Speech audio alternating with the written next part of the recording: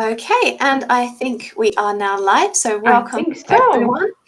For those Morning. new here, my name is Nicki, I'm an author and editor, and I post videos here on YouTube about writing, editing, reading, and all the other things I love. And today we're here for our monthly genre talk, and I am joined by my good friend, Alina Popescu, so I'll just pass over to her and let her Hi. introduce herself. One tiny second. I was sharing the stream. Okay, so hi everyone. My name is Alina. I'm a fiction writer, and I write sci-fi and paranormal, mystery, and contemporary romance. And I'm on YouTube. That's about it. I think that works for an intro. So today we're talking about RPGs, which could be quite an interesting one. We're talking specifically about lit RPGs and kind of an extension of that into anime and manga and other types. So we'll touch upon people being transported to another world, which we know as the nice genre of isekai. But we're going to focus on worlds where you have to play according to rules, which are gaming rules. So yeah, it's going to be a fun conversation, especially as we're not experts at all. Exactly. I mean, I've watched a lot of anime in this style and read some manga, but with books, I'm just like scratching the surface right now. But it's a really interesting genre, and it can be anything because it can be sci-fi if the game you're transported to is a futuristic world, or it could be fantasy, or just a dating sim, which is fun. And it gets very crazy at certain points, but the thing that kind of ties it together is the role-playing game aspect, where you're kind of transported into a character, or you have to assume a role, and there are strict rules about what you can do, pretty much as there are in gaming. And we'll talk about the rules more because they're important. You can't wing it. Like, you can't wing the gameplay, let's say. So yeah. Well, it's a good job Alina's with us here today, because I have to say she sounds like she knows a lot more about it than I do. When we decided on this topic, I pretty much had to go and research, because the only kind of role play games I really knew, I've never even heard of lit RPG before we started looking up, and then I realized, well, Ready Player One probably falls into that category. Yes, it does. Which I haven't read the book, but I've seen the film, so I kind of got the idea of what we were looking at. But prior to that, I would have been thinking of things like Dungeons and Dragons, and I would have only been thinking. A lot of them kind of employ the rules of Dungeons and Dragons or similar role-playing games. And the only other thing I've really seen going around, I see a lot on Twitter, is a kind of role-playing thing. It's not really lit RPG, which we're concentrating on today, but when people take on characters from films and books and that as a kind of fake account and interact with each other as if they are those characters. That seems to be quite popular. That works as a promotion tool. And I remember the first time I ran into that was when True Blood started airing. And some of the accounts were really popular, and they would kind of interact outside of the series, but when the series was on, and after that they would kind of follow the script in the movie. And I remember at some point they were being retweeted by the movie team. It was an HBO production, so that's the first time I encountered it, but it's quite popular to just role play the character of your book.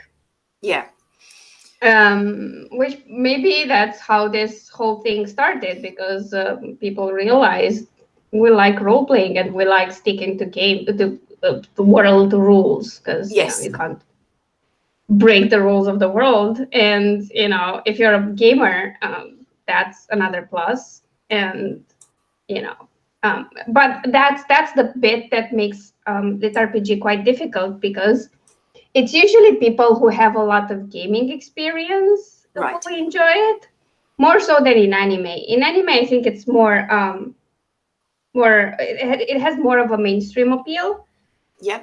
Although lit RPG is catching up fast and it's a very popular and hungry genre, but I think the rules are a lot stricter in how you write gameplay in books. You can't just have ex machinas, and people can figure out fast if you have no idea how gaming works and how, I don't know, a combat system works. Yep. For example, or if you just want your character to be overpowered and just throw spells at everyone with no restrictions on, I don't know, mana or spell points or whatever.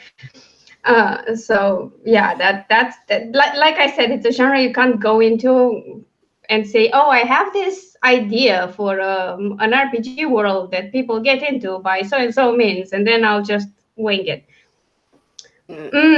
There's a lot of planning that goes into the actual gameplay that rules the world and the characters. So yeah, it helps if you're a gamer and the writer. It helps a lot.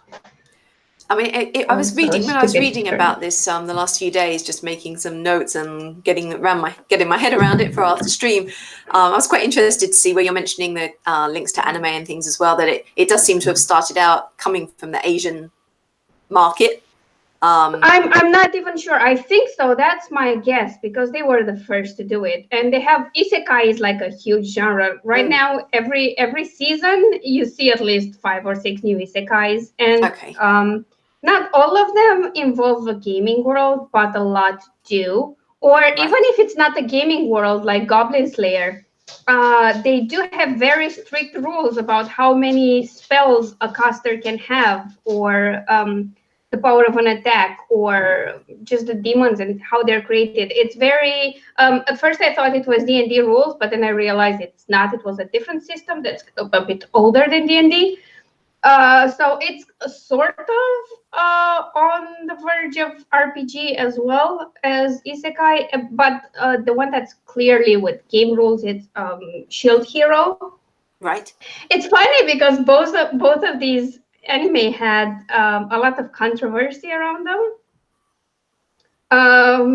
because I mean, it's Japan. They don't take shortcuts. If they want to show something that's horrible, they will.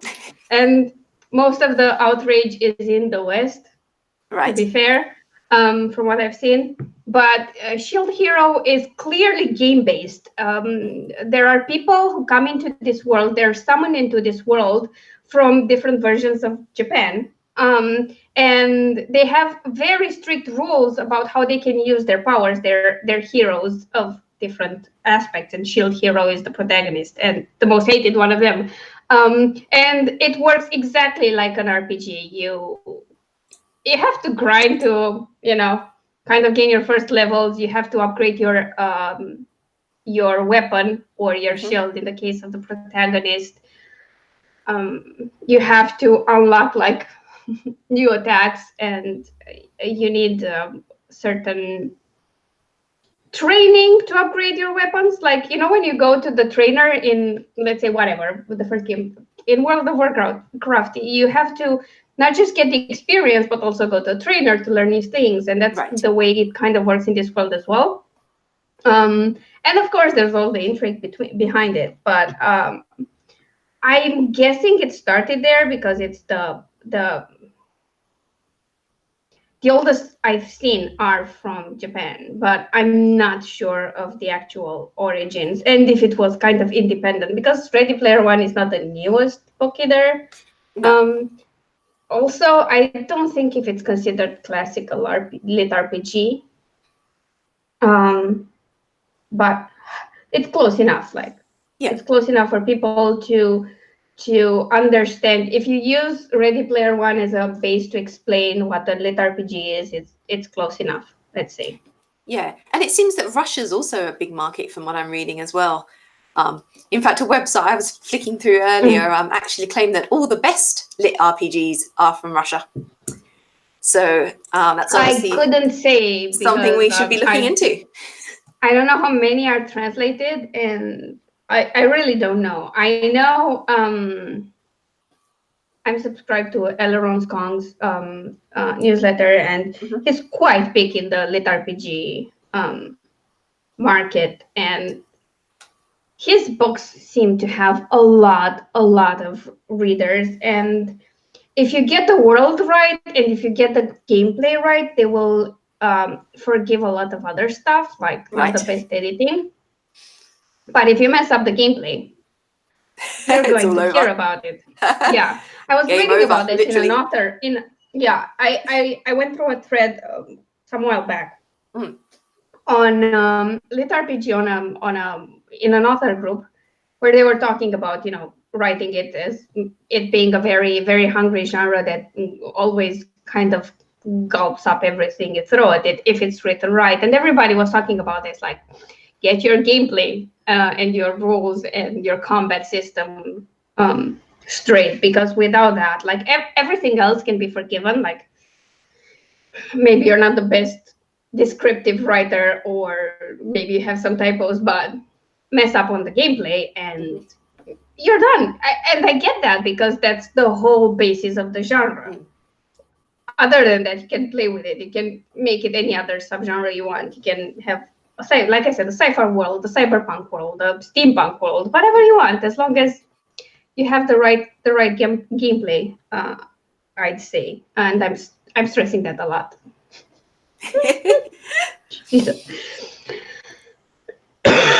It's the reason I mean, like, if I were ever to write this, I would get my boyfriend to help with the combat system and with the gameplay system.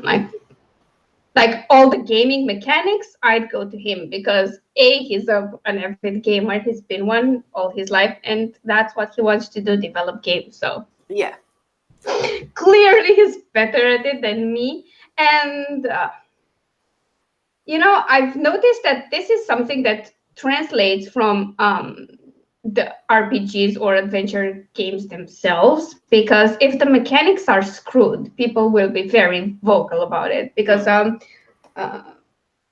he's playing a game now. I'm trying to remember the name, but I can't. It's Russian made, by the way. Right. Oh my God, what's the name? I don't know. It's something with a plague. It will come to you in about 5 minutes in the middle of another conversation. Yeah, obviously. And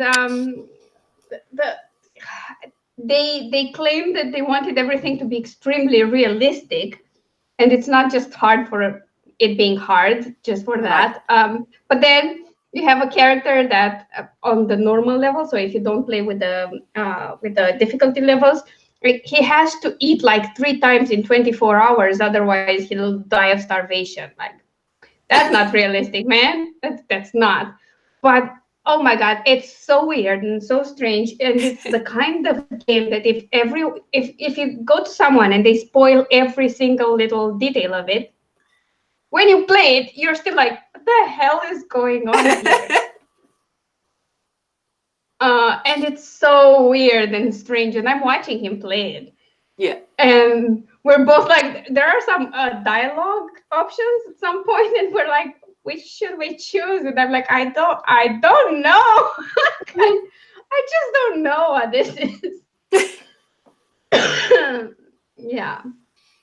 It's very weird. But it almost feels to me in some ways that it's pathologic too. That's the name. I remember. I've googled one of the names for the plague itself. So yeah. This is, by the way, it's a remake, and for the first one, the translation was not that great, and kind of halfway through the game, it felt like it was done with Google Translate. And that's why he stopped playing it, because if you don't understand what they're talking about, I mean, even when you do understand, you're like, what? But if you don't, you're like, screwed, you can't do it. So yeah, it's an interesting game. But again, all the comments and all the complaints were about the mechanics and the rules, which were like, what is this? Who in the real world dies of thirst in 24 hours or of hunger? Or what's wrong with that? Or one of the characters is a sort of a surgeon, and if they use the scalpel like twice, they have to repair it because it's damaged. And that's not how medical instruments work. I understand they wanted to make it very hard,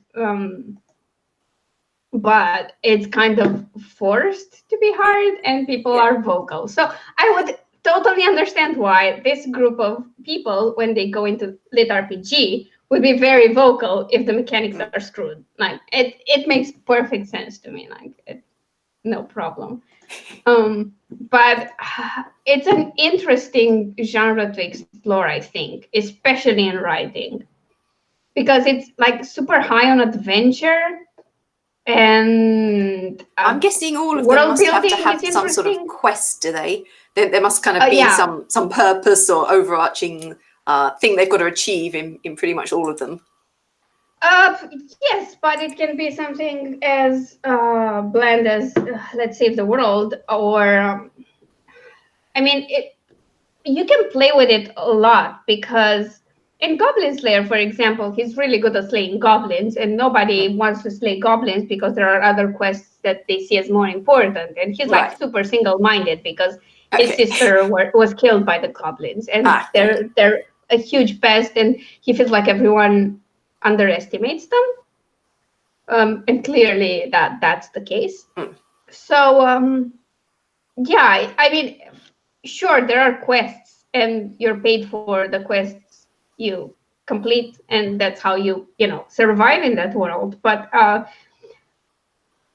it's not, I feel like it's not restrictive, because you can go so many ways with it, and you can implement it in very different ways. And I've seen this in anime. They implemented even character stats. When a character is like super lucky and super powerful in terms of spell power, and then they're not the brightest bulb out there. So there's enough room for humor, and for serious stuff, for heavy stuff, for dark stuff. Like it can get grimdark on top of grimdark pretty fast. So I think that's why the readers are so strict about the rules, because it's not like they hinder your creativity. Yeah. Because you can go all this many ways. I think it's kind of like, they're kind of like romance readers, where you don't give them at least a happy for now ending. Right. And everyone is like, but I was just trying to broaden my horizons and reinvent the genre. Yeah, but it's romance. It's the one request people have. Yeah. that is not a tragedy. That's the one request. So I think it's the same with lit RPG. They just want it to really look and feel like there are rules of engagement, let's say. And then after that, you can be as creative as you can. And it does genre hop a lot, because whatever world you're building can be pretty much anything, which I guess it's why it's so appealing for writers and for readers, because it's not like you can get bored. What's quite interesting is that I actually think I started to write something that would probably fall in this category once. It's a little while back. It was originally going to be a short story for an anthology call, but it kind of grew too big. And I did end up abandoning it, because I think what we're talking about, I'm not a gamer. And I think where I hit problems was struggling to establish the rules, because I had my characters having to go into this avatar type world where they were in a game, and within the game they had to fix things that were then going to help them in real life. But trying to keep the rules straight about what they could and couldn't do, and what was going to affect what and how, was, I think, the stumbling block I hit, which is why I never ended up completing it. Yeah, I totally get that. But that's where you talk to a gamer. Yeah. That sorts a lot of things. Yay. Finally. When that happens, then you're good to go. So I feel like, I mean, I would like to write something like that. Like I said, I would, but I would definitely go to my boyfriend for the game stuff. Even if I create them, I would go to him to just make sure I got everything right. Yeah. Which I think is fair enough. At the end of the day, it's a bit like research in any other genre where you go to an expert and ask questions. But when you do historical research or science-based research, you can go to a book. Doesn't work like that unless you want to read like the GURPS manual for everything or D&D rules. That if you base it on an existing gaming system, then fine. Yeah, that's great. I think it's a valid way to go, but then I think when it's time to implement it, you kind of need someone who's actually playing games if you're making any sort of changes. If you're not a gamer, if you're a gamer yourself, you're good to go. But I consider myself a pretty much casual gamer, and that's by choice, pretty much, because I have a very addictive personality, and I can't afford to get addicted to another game now. I don't have time for that. I cut my Netflix subscription, for crying out loud. I cut. Which is why I play vicariously through my boyfriend and watch him play. That's totally how you do it, right? I think I've only ever played, 2 computer games. Both of them were really my sisters. One was Baldur's Gate, I think it was called, something like that. That's a cool one. And the other one was one of the Lara Croft Tomb Raiders. But I actually, I struggled with Tomb Raider because I used to get really angsty about the mummies. And like, if I had to go into a room and I didn't know if they were going to be mummies, I'm the kind of person that was like inching my character like forward, trying to like look around before I got in there. It was too stressful.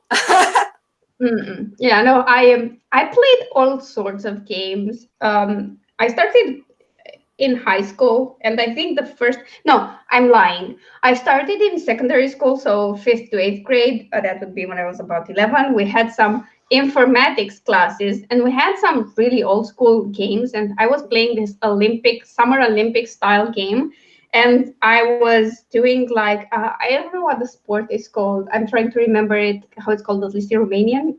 When you jump obstacles with your horse. Now I forgot it too. I can't remember it in any language, which is always so helpful. But yeah, that, and I remember show jumping. I think so. I don't know. But I was on my horse and I was managing the first obstacle. Fine, and then I would crash into the second one over and over again, and I kept reloading the game. It was so dumb.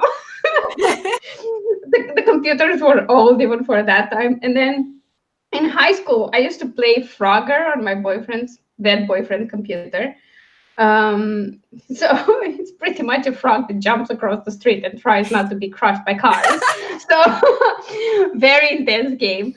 But then in 12th grade, I had to go to Bucharest to get some extra classes for university because nobody can prepare you for the exam that is a journalism school exam. Like that uni exam is crazy. They've changed it a lot. So it's more in tune with what you'd study in school because it has nothing to do with what we learned in school. It was a completely different ballpark. And you needed extra classes to understand what they required of you. And after that, it was pretty easy.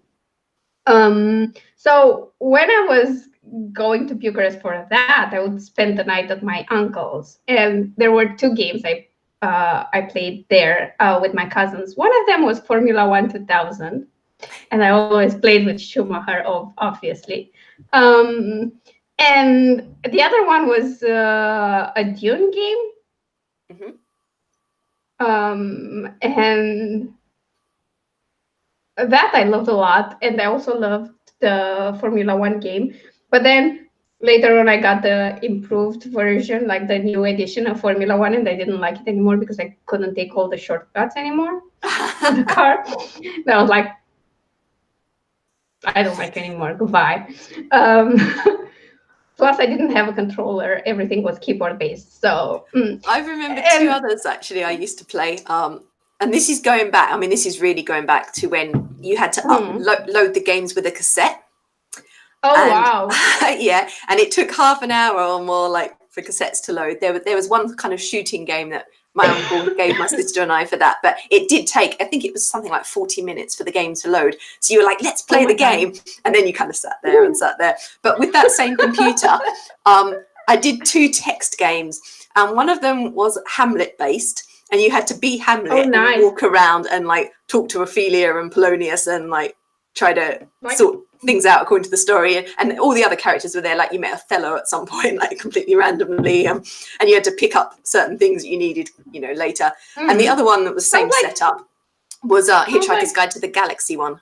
Oh, nice. And that was really, I really liked that one, but I always got stuck at the same point, and I just spent so long getting really frustrated. And in the end, I managed to find some cheats online to tell me how to, like, what items to get and what to do to make it happen, because I literally spent weeks getting so frustrated.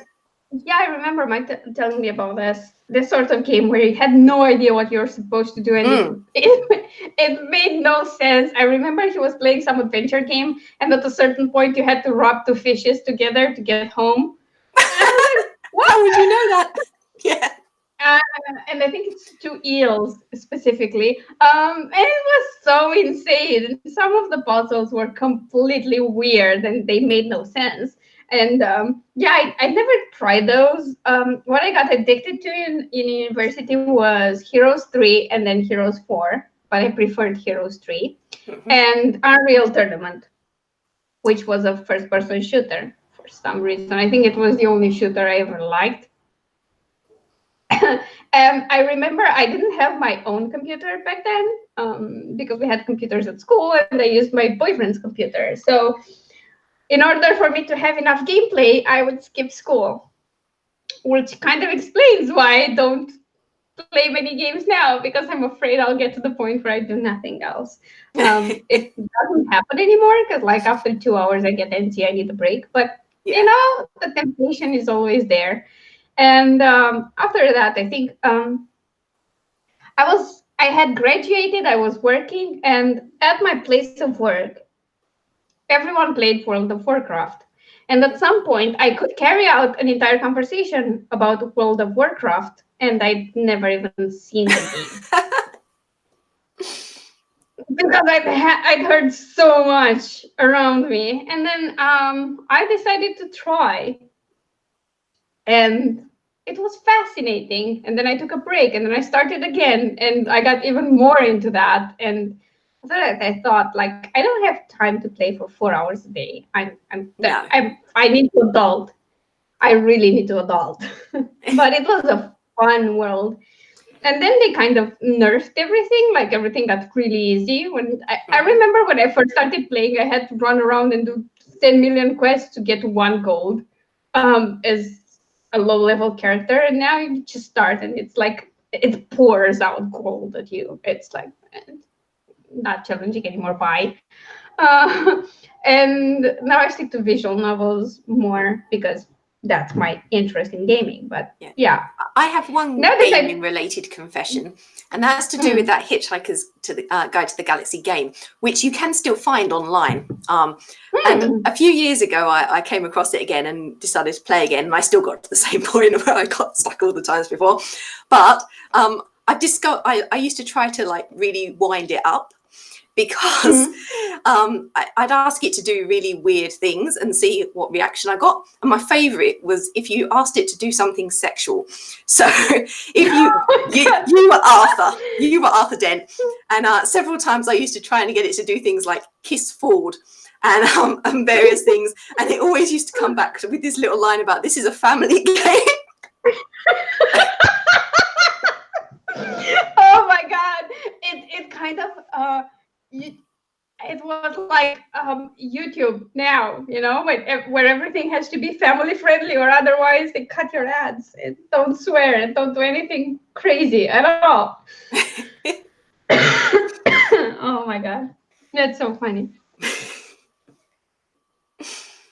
But yeah, no. Now that I talk about it and think about all the games I've played, there are quite a few and very, very all over the place. But I still don't think I've played enough or understand gaming rules enough to write a lit RPG on my own. Yeah. Still, it's a fascinating genre, and I want to read more in it because it's just, like I said, I'm just scratching the surface right now.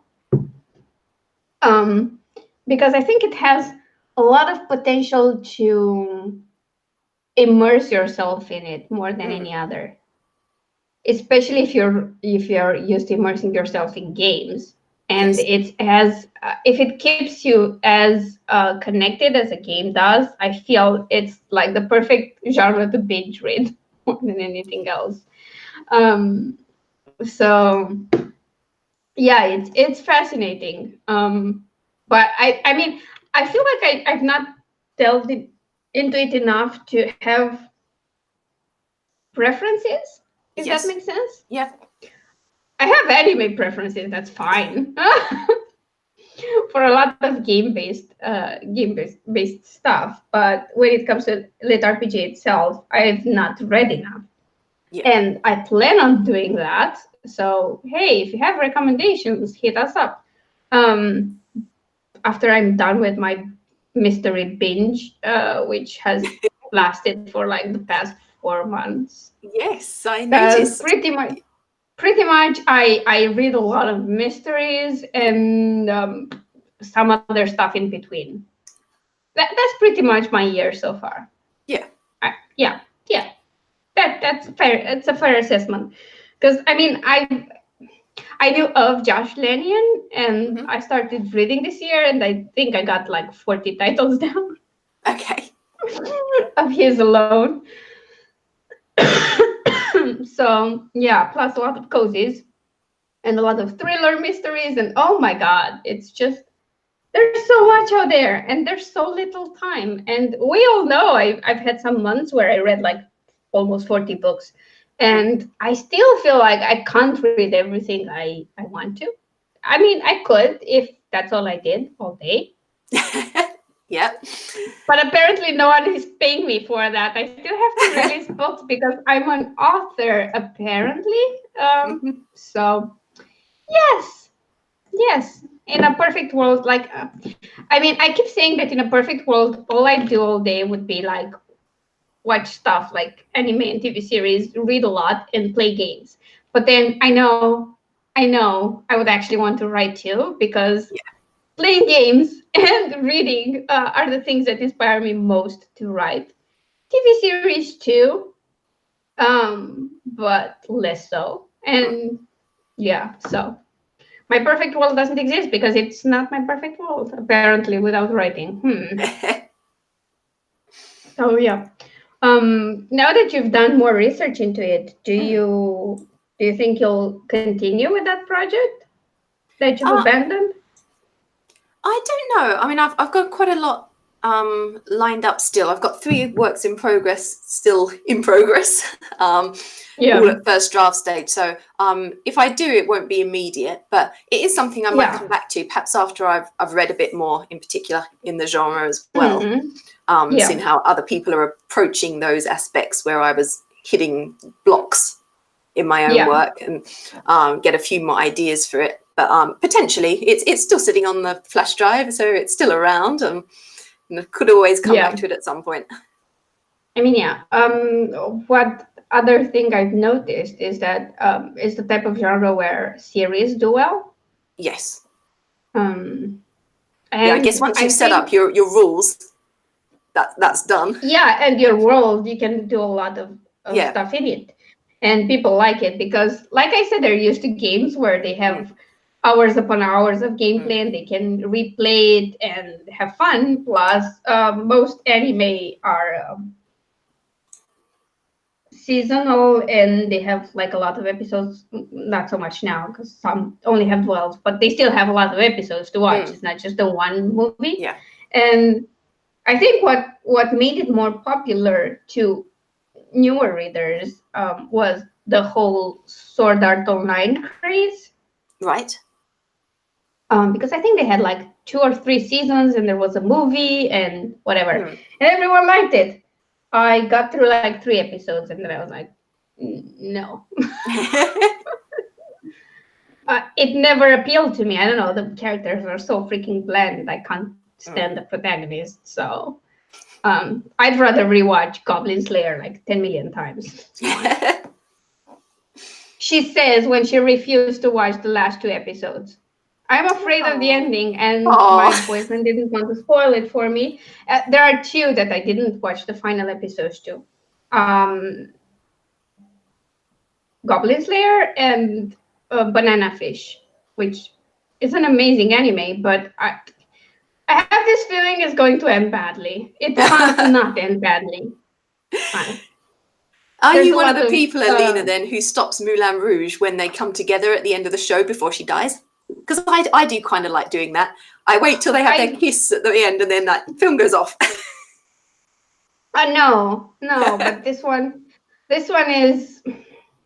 There's a lot of mafia involved and a lot of really bad people, and it's like I can't see a way out of it. And the way the show is set up, I've gotten good at spotting tragic anime when they come my way.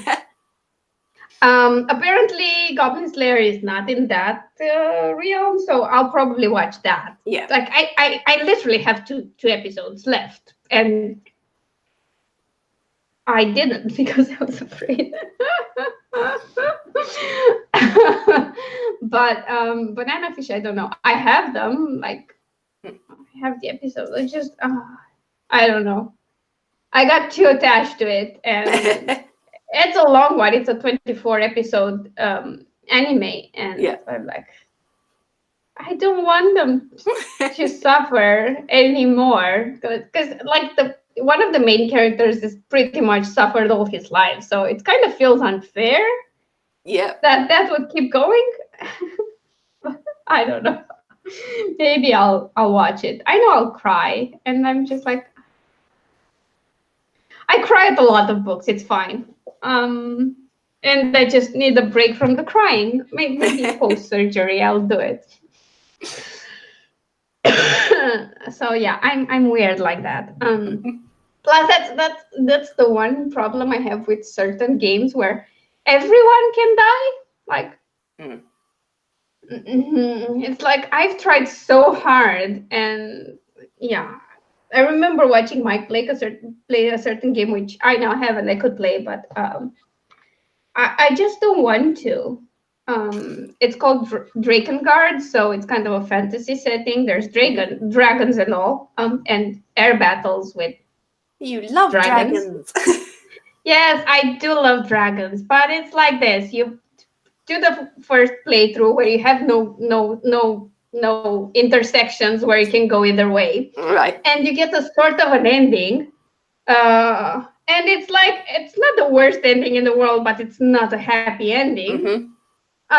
Which makes sense because in order to upgrade your weapons, you have to make a certain number of kills because they get stronger the more blood you feed into the sword. So clearly it can't end well for you, especially since you're clearly kind of like focused on revenge, not particularly saving the world. But then you play again and you get a worse ending, and you play again and you get a worse ending, and after each ending you have like this, like 4 endings remain, and it's just white text on a black background, and it's so ominous, and you know it's going to torture you again and again. And like the final ending is like the worst. It just goes from bad to worse all the freaking time, and I'm like, why? Why would you do this? Why would you do this? But then he started playing the second Drakengard, where they had a different director. like all the initial director did was the kind of promo movies, and he directed some of the cutscenes, things like that. And I was like, why? What's with all these bright colors? And what's with all this explanation happening? Because, you know, the Japanese anime and everything, a lot of them, they don't care about world building in a way that you get a long exposition at first to understand stuff. No, they just throw you in and they trust you to figure it out. So that's the Drakengard world. And then in the second one, you get all these explanations. And I'm like, what the hell is wrong? And why is everything so bright and colorful? This is horrible. And then they made a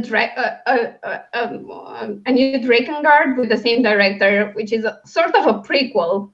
And it's kind of in the same line where it goes from bad to worse all the freaking time. And I'm like, oh, okay, that's great. I missed this. Like I sort of missed this. So yeah. And I think that's why the idea of some gaming based anime and books is a bit scary to me, because everyone can die, including your protagonist, and it can be a permanent death, or they can suffer through everything and then get it to be even worse off. And nobody would complain because we're used to that. So yeah, it's like, it's fine.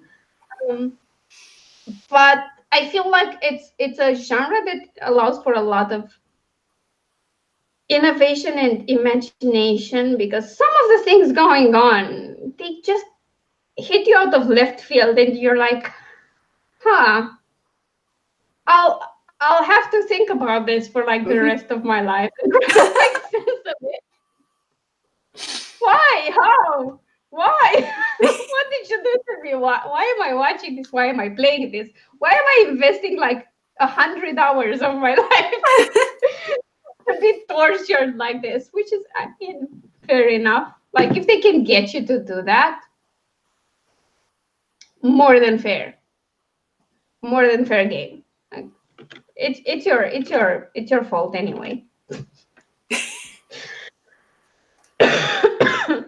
So yeah. Also, moving into other things in terms of covers that I've seen, most of them are based on illustrations and kind of a full cast. So you get all the characters that are main characters. On the covers, they're pretty colorful from what I've seen. And like in every other genre, it's important to just research it a bit before you do your cover, because I've seen this a lot in many genres where people are like, oh, I have this idea and I think it's cool and I'm going to do it. And my first question is, did you look at other books in that genre? They look like that. Because I don't think everything should look the same, but they should hit some points that connect them to the genre, so that people can tell what you're getting. Past. Yeah.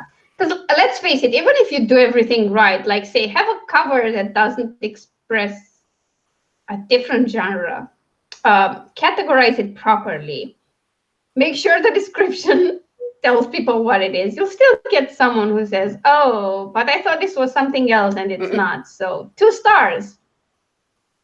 So it's important to kind of stick within the lines of the genre a bit. Even if you can be inventive, you can do it. You can have a twist on how the covers look.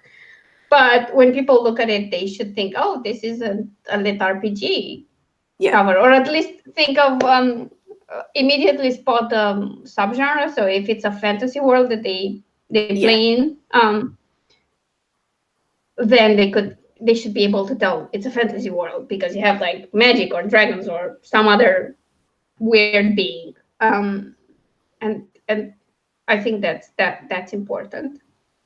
Not that I've learned that lesson the hard way. Not that we've all learned it the hard way.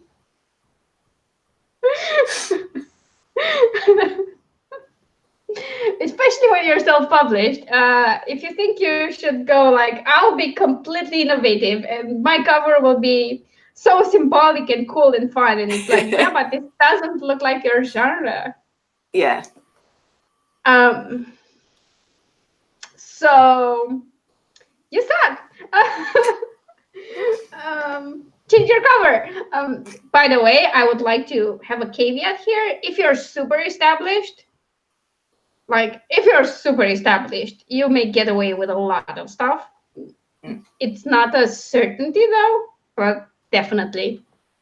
So if you're just starting out and you want to give yourself the best chances ever to succeed, research your genre for covers, for tropes, plot points you need to hit, rules, and maybe stick to them. Also, maybe stick to one genre. Well, not entirely, not forever, but maybe establish yourself in a genre before you start writing in 5 more. This is like, I feel like my entire we're saying nothing, Alina. Saying nothing. Of pieces of advice should have like a huge disclaimer that says, "Do as I say, not as I do," because there's a reason I'm saying that. There's a reason I'm now focusing on certain series and certain genres. It can't be just one because it's me in the end, but at least I'm trying. Well, on that note, I mean, I think I've certainly haven't got anything else I can add to the lit RPG discussion, being even newer than you are to it. So do you want to perhaps share what you've got going on at the moment, Alina? What you've got coming out in the next few weeks or just released? Well, long list. Let's take it one by one. So first of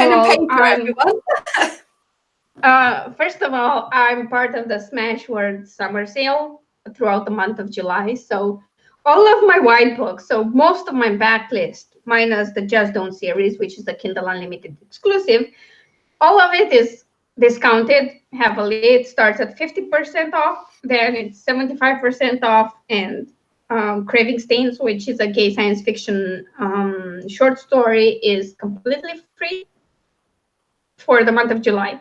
All you have to do is go to the book's sales page, copy the code, which is promoted on the page under the normal price, and use that code at checkout, and you'll get the discount. Now, I've just released book 5 of my Just Don't series. It's called Don't Throw Me Out. It was released on July 3rd. It's a Kindle Unlimited book, so if you have a subscription, you can read it for free. And if you haven't read the first 4 books, the first one is only 99 cents. It will probably be at 99 cents permanently. It's called Don't Call Me Kid.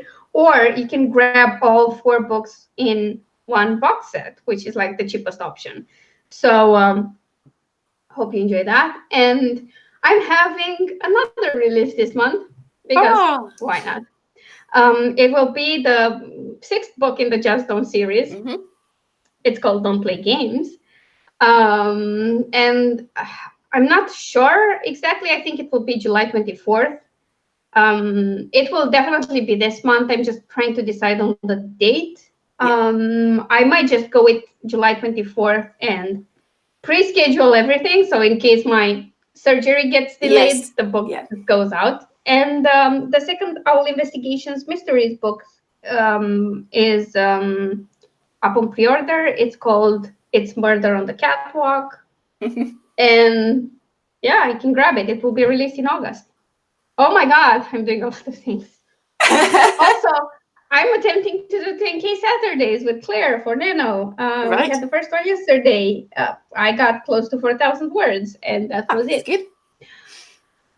I'm closer to 10,000 than on any day last month. When we did it last camp month that we did it. But you know, we're doing it again next Saturday, so yay. And that's me. I'm doing a lot of stuff. Well, mine, obviously, as I mentioned in the last video, Blood is Forever came out beginning of June. So I was doing a bit of promo for that in the past few weeks. I did sign a contract with Dream Spinner for a Christmas story again this year. So that will be out as part of their advent calendar package, but also as a single on the 1st of December. So we're doing edits on that at the moment. I got my first round edits through the other day, and I was just like flicking through the pages going, where are the edits? It was like such a nice one. I only had like a couple of like little bits of commas where they've got their own little preferences. So that was really good. So that's happening. At the moment, for the rest of July, 9 Star Press are doing a sale on holiday stories for Christmas in July. So I've got 2 contemporary short stories with them of Printers and Presents and Old Acquaintance, both of which are currently 50 cents US throughout this month. So awesome. You can check those out. And obviously I'm still releasing every fortnight a new chapter of For the Devil a Crown on Tableau. So do check out that as well. If you haven't been reading, you can catch up. And that's still ongoing till the end of September when the final chapter will go out then. And that's about it for me. I've been doing some editing on MF Works, which I'm hoping to re-release in the coming period. I've got to have a chat to Alina about that. She's offered to help me out with it. So I can't wait. That's in progress. And I'm now back to my 3 whips. Well, one of them. I'm going to try it. They're all in first draft stage. So my aim is to get the first drafts finished on all of them. And then I'll sort of decide which one I'm progressing with first and that. But I've been able to put a few thousand words the last couple of weeks on that. So I think I'm about 30,000 words on that first one now, which I'm aiming for between 50 and 60 for the first draft. So that's progressing. And that's probably about it for me. Now, obviously, we haven't got a date for you for the next one yet, because as Alina mentioned, she's got her surgery. So we're probably going to be looking at September. We'll probably give August a miss to let her recover. Yeah, I think that's the best bet, because I don't exactly know how things will go, and I'm trying not to stress out. I do have a lot of releases planned. I have this book going out in July. The next one in the series will be out in August. Plus, It's Murder on the Catwalk, which will be out in August. I have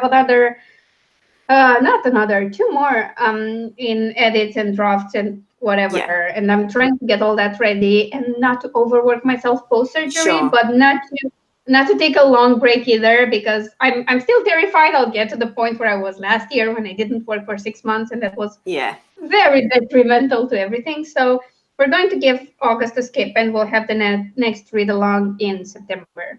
Unfortunately, we'll be back on Alina's channel. Yeah, we'll be back on your channel for that one. Once we know a date and everything, we'll let you all know. And it'll be one of our book read-alongs. Yeah, but we can announce the book now. We can indeed. Yeah, so we're going to be discussing Vicious by V.E. Schwab, the first book in The Villains, what is currently a duology, but I understand a third book is planned. Nice. According to her Twitter. So it looks like something might be coming, which would be awesome. So I'm looking forward to discussing that one, because I absolutely love it. So we'll see how Alina feels when we come back and talk about it in September.